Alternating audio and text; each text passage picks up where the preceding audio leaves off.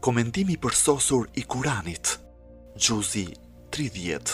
Sura En-Nas, zbritur në Mekë, ajeti 6. Përmbajtja e surës En-Nas.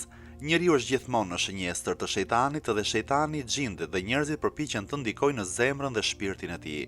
Sa më shumë të rritet pozita e njeriu në botë, pozita e tij në shoqëri do të jetë edhe më e tepërt. Vezveset dhe cytjet e shejtanit do të jenë edhe më të shumta që atë ta devijojë nga rruga e drejtë dhe botën ta prish me shturje e korrupsion. Kjo sure e urdhëron profetin Muhammed, paqja e bekimi i Allahut qoftë mbi të dhe mbi familjen e tij, si udhëheqës dhe drejtuesi i fesë islame, të kërkojë mbrojtje nga sherri i cytësit. Përmbajtja e sures nga një anë është ngjashme me surën Al-Falaq, që të dyja këshillojnë që të mbështetemi tek Allahu prej sherrit dhe fatkeqësive, me ndryshimin që në surën Al-Falaq janë cituar lloje të shumta cytjesh dhe sherresh, ndërsa në këtë sure është folur më tepër mbi sherrin e cytjeve që nuk duken. Midis komentuesve ka mendime të shumta për vendin e zbritjes së kësaj sureje. Një grup është i mendimit se kjo sure ka zbritur në Mekë, një grup tjetër është i mendimit se ka zbritur në Medinë, por mënyra dhe melodia e ajeteve është më e afërt me suret mekase. Duke ditur se kjo sure dhe surja Al-Falaq, sipas mendimeve të komentuesve, është mekase, kjo sure gjithashtu mund të jetë mekase. Mirësitë e leximit të surës En-Nas. Janë transmetuar hadithe të shumta për mirësitë e leximit të surës En-Nas, po përmendim një hadith. Profeti Muhammed, paqja e bekimi i Allahut qoftë mbi të dhe mbi familjen e tij, ishte smur rënd, Xhibrili dhe Mikaili ishin ulur pranë, njëri rinte te koka, Xhibraili, kurse tjetri te këmbët, Mikaili. Xhibraili i këndon surën El-Falaq dhe kërkoi mbrojtjen e Zotit nëpërmjet saj, ndërsa Mikaili i recitoi surën En-Nas. Në një transmetim të Imam Bakirit, paqja e Zotit qoftë mbi të, lexojmë: kushdo që lexon surën El-Falaq dhe En-Nas në namazin e vitrit, atij i thuhet: o robi i Zotit, ty të është pranuar namazi. Ajetet nga 1 deri te ajeti 6. Bismillahirrahmanirrahim. Qul a'udhu bi rabbin nas, malikin nas, ilahin nas, min sharril waswasil khannas, alladhi yuwaswisu fi sudurin nas min al-jinnati wan nas. Me emrin e Allahut, të gjithë mëshirshmit, mëshirplotit, thuaj: kërkoj mbështetje te Zoti i njerëzve, sundimtari i njerëzve, i adhuruar, i vetëm e të drejtë i njerëzve, nga sherri i djallit cytës që fshihet pasi cyt e që hedh dyshime në gjokset e njerëzve, qoftë ai djall prej xhindve apo njerëzve. Komentimi. Zoti të njerëzve i kërkoi ndihmë. Në këtë sure, që është edhe surja e fundit e Kuranit të shenjtë, flitet për detyrën kryesore të profetit Muhammed, paqja e bekimi i Allahut qoftë mbi të dhe mbi familjen e tij dhe të ndjekësve të tij. Thuaj: kërkoj mbështetje te Zoti i njerëzve, sundimtari i njerëzve, i adhuruar, i vetëm me të drejtë i njerëzve. Në këto ajete janë cituar 3 cilësi prej cilësive të mëdha të Allahut: rububiyet, melakiyet, wahiyet. Të gjitha këto kanë marrëdhënie të drejtë për drejtë me edukimin e njeriut dhe me shpëtimin e tij prej kthetrave të vezveseve.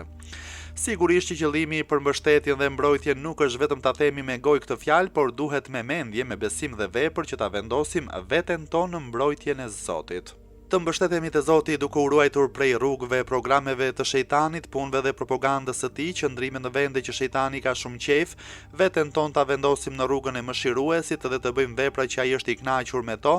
Nëse nuk e bëjmë këtë gjë, veten tonë do ta vendosim para një tufani vezvesesh. Largimi nga ky tufan nuk arrihet vetëm me leximin e fjalëve të kësaj sureje, por duhet të kryhen edhe punët që tham më lart. Kur themi Rabbin Nas, ne kemi dëshmuar për sundimin e Zotit dhe veten tonë e kemi vendosur në edukimin e tij. Kur themi Malikin Nas, veten tonë e dim pronë të Zotit dhe robi bindet urdhrit të tij. Kur themi Ilahin Nas, do të thotë se ecim në rrugën e Zotit dhe nuk adhurojmë tjetër përveç tij. Padyshim ai besimtar që ka këto 3 cilësi dhe e përshtat vetveten me këto 3 cilësi do të jetë i mbrojtur prej sherrit të vezveselinjve. Në të vërtetë këto cilësi janë më të rëndësishme për sa i përket edukimit, janë 3 programe, 3 mënyra shpëtimi prej sherrit të vezveselinjve dhe njerëzit i siguron prej tyre. Për këtë shkak, në ajetet e tjera shtohet nga sherri i djallit cytës që fshihet pasi cyt e që hedh dyshime në gjokset e njerëzve, qoftë ai djall prej xhindve apo njerëzve. Fjala waswas, sipas Ragibit në librin e tij Mufredat, ka kuptimin zë i qetë i hishëm, sikurse janë edhe stolitë grave të hishme, por më pas është përdorur me kuptimin përshpëritje, për punët dhe mendimet e këqija që rinë në zemrën e njeriut, ato ngjajnë me zërin e ulët që të fishkëllen but në vesh. Fjala waswas është paskajore, ndonjëherë vjen edhe me formën e foljes, kryerjes së veprimit në ajet ka po këtë kuptim. Fjala khannas vjen nga rënja e fjalës el-khanus dhe ka kuptimin të mblidhesh dhe të ecësh prapa për shkak se shejtanët, kur përmendet emri i Allahut, kthehen prapa dhe fshihen. Kjo fjalë ka ardhur edhe me kuptimin ikhtafa, fshehje. Duke u mbështetur në këtë kuptim, ajetet thonë thuaj unë kërkoj mbrojtje prej sherrit të cytësit i cili fshihet prej emrit të Zotit. Në parim shejtanët punën dhe programin e tyre e kryejnë fshehurazi, ndonjëherë ata aq shumë i fryn njeriu në vesh sa që njeriu beson atyre dhe mendon se mendimi i tyre është i tij. Brenda tij shpirti i vlon, kjo gjë bëhet shkak që ai të humbasë dhe të ndjekë rrugë të gabuar. Ndonjëherë shejtani fshihet dhe nis të mashtrojë me cytjet e tij duke e larguar prej së vërtetës dhe duke e bërë të vërtetën gënjeshtër dhe mëkatin e fsheh në rrobën e adhurimit pa udhësinë në rrobën e udhëzimit. Shkurtimisht edhe vetë janë të fshehur, edhe punët edhe programet e tyre janë të fshehura. Kjo për ne është një paralajmërim që të mos mendojmë se shejtani do të na dalë neve përpara me fytyrën e tij të vërtet, apo t'i shohim programet e tij. Nuk do t'jetë kur kështu, ata do t'na cytin neve me vezvese dhe punët e tyre janë të mbushura me gënjeshtra, hile dhe dredhi, vetëm e vetëm për të fshehur të vërtetën. Ata nuk e shfaqin fytyrën e tyre të vërtetë, përziejnë të vërtetën me të pavërtetën, nuk flasin qartë. Imam Aliu paqja e Zotit qoftë mbi të lidhur me këtë çështje thotë, e vërteta nuk e fsheh rrugën e Zotit. Ata janë betuar dhe për këtë gjë ankohen saqë një pjesë prej saj ta bëjnë të besueshëm për njerëzit. Imam Aliu paqja e Zotit qoftë mbi të për komentimin ajeteve nga sheri i djallit cytës që fshihet pasi cyte që hedh dyshime në gjokset e njerëzve, thotë se përzgjedhja e fjalës waswas hedh dyshime dhe sudur në gjokset e njerëzve është një tjetër theksim për këtë kuptim. Nga një anë të gjitha këto na paralajmërojnë për vezveset e xhinëve dhe njerëzve, ata nuk janë në mesin e një grupi apo një populli, por janë të shpërndarë ndër njerëz e xhind dhe janë të fshehur të gjitha rrobat e të gjithë grupet, ndaj duhet të ruhemi nga të gjithë dhe prej sherrit të tyre të kërkojmë mbrojtjen e Zotit. Janë të shumt ata që na shtyn në të keqe, miq jo të mirë, të devijuar, udhëheqës të devijuar dhe dhunues, punonjës tiran, shkrimtar dhe titullar të shthurur, shkolla që nga pamja jashtme të gënjejnë, mjete e komunikimit që të çojnë drejt vezveseve, të gjitha këto në një fjalë, waswas khannas, janë ngjitëse dhe njeriu duhet të mbështetet tek Allahu dhe të kërkojë mbrojtje për të gjitha. Hulumtime. 1. Përse kërkojmë mbrojtjen e Zotit? Për njeriu në çdo moment ekziston mundësia e devijimit, në parim kur Zoti urdhëron të dërguarin e tij të mbështetet dhe të kërkojë mbrojtje nga Zoti për sherrin e waswasi khannas, do të thotë se mundësia e zënjes ngushtë e njeriu dhe e futjes në kurthin e waswas khannas, cytësit që fshihet pasi cyt, është e mundur. Edhe pse profeti Muhammed paqja e bekimi i Allahut qoftë mbi të dhe mbi familjen e tij me mëshirën dhe mirësinë e Allahut të madhëruar, si dhe me ndihmën që i vjen prej tij në mënyrë të fshehtë, ishte i siguruar, ai lexonte këto ajete dhe kërkonte mbrojtje prej sherrit të cytësit që fshihet pasi cyt, kështu që edhe detyra e të tjerëve është e qartë. Ne nuk duhet të mbetemi pa shpresë, sepse përballë tyre qëndrojnë ëngjëjt e qiellit dhe besimtarët e rrugës së drejtë asnjëherë nuk janë vetëm. Engjëjt u shfaqen atyre dhe ata i ndihmojnë. Atyre që thonë se Zoti ynë është Allahu e vazhdojnë të vendosur në rrugën e drejtë, do të zbresin engjëjt para vdekjes e do të thonë mos u friksoni dhe mos u piklloni, gëzojuni xhenetit që ju është premtuar. Sidoqoftë, kurrë nuk duhet të jemi mendje mdhenjë dhe ta konsiderojmë veten tonë si jo nevojtar ndaj këshillave dhe ndihmës hyjnore.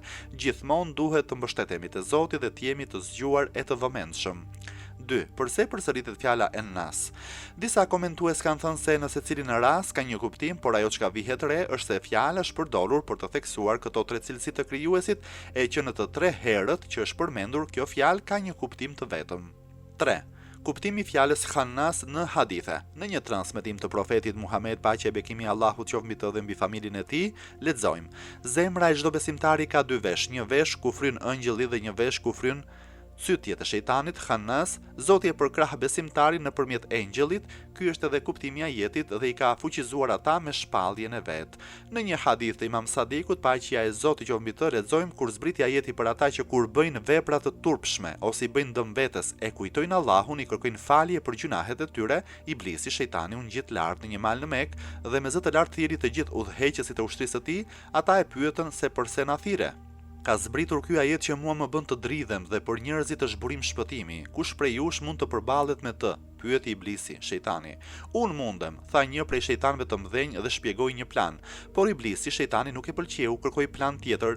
Të tjerë u ngritën e than planet e tyre, por përsëri nuk u bind. Këtu ngrit Waswas Khannas dhe tha, unë e kryej këtë detyrë. Në ç'më mënyrë, e pyeti Iblisi, unë do t'i mbaj ata me premtime derisa ata të përfshihen në mëkat. Kur ata të mëkatojnë, do të kryej veprime që ata të mos pendohen, u përgjigj ai.